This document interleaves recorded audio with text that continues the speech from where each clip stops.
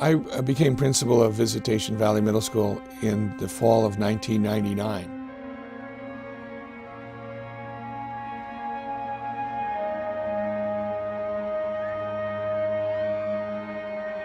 My first day here, I heard noise outside. I looked out my window and there were two students tearing the gate off the hinges to get into the yard to play basketball. When I got out to the yard, I noticed there were some young students playing cops and robbers. I walked up to the young man and I said, "Hey, can I look at that for a minute?" And he said, "Sure," and he handed me his father's .45.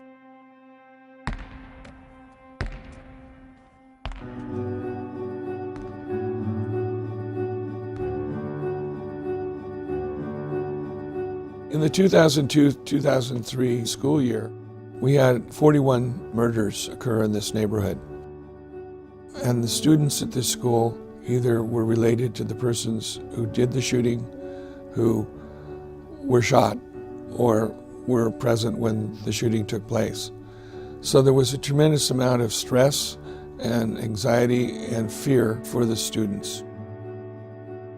Stress levels were so high that everyone was really functioning at a disadvantage as a result of the environment, and it was impacting their psychological well-being. And many of the students actually have not only ADHD but PTSD. Go take a ride down any barrio or ghetto in America and you hear the boom boxes, you hear the shouting, and unfortunately too many of our kids even hear gunfire. I think that many urban schools today are run like jails because the kids are out of control, and that's because of the environment they live in. We're not running a jail here, we're running a school. The research is showing that stress is a major problem in our educational system. We can't have an effective educational system if we don't address the problem of stress. This impacts our neurophysiological functioning. In order for kids to learn and be creative, they have to feel happy and safe. So I needed to start working on the social emotional end of things. And I heard about quiet time. And we took a brave step forward into a new world of teaching our students how to meditate. Head up, eyes closed, quiet time starts now.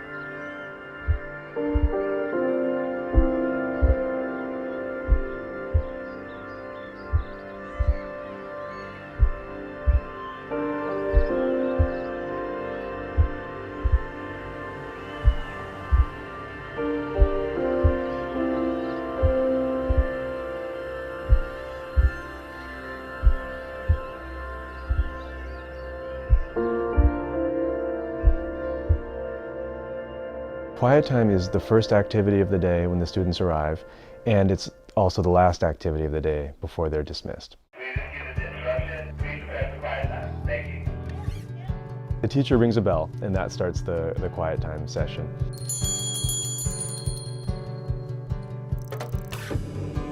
There's a 12-minute time period from when the teacher rings the first bell until the teacher rings the second bell. It's really completely silent in the room. Students are meditating.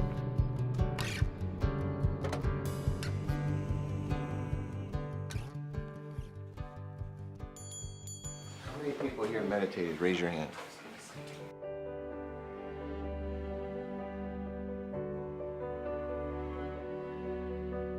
I'm Jocelyn. I am an 8th grader at Visitation Valley Middle School. I live on Sunnydale.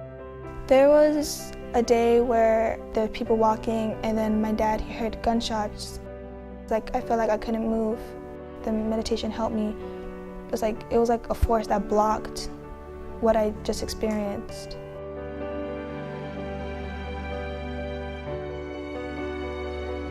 You're giving the kids a coping mechanism. The problems that you have keep coming, except your ability to deal with them changes. Behaviorally, you see a difference, especially I definitely saw a correlation between their behavior and being more manageable in class after they started meditating. If we continue to do what we've always done, we're always going to get what we always got. Is that good enough? I don't think it's good enough for the 21st century. We need to be the outliers to try things that have never been tried and see if they work. In education, our job is to touch the future.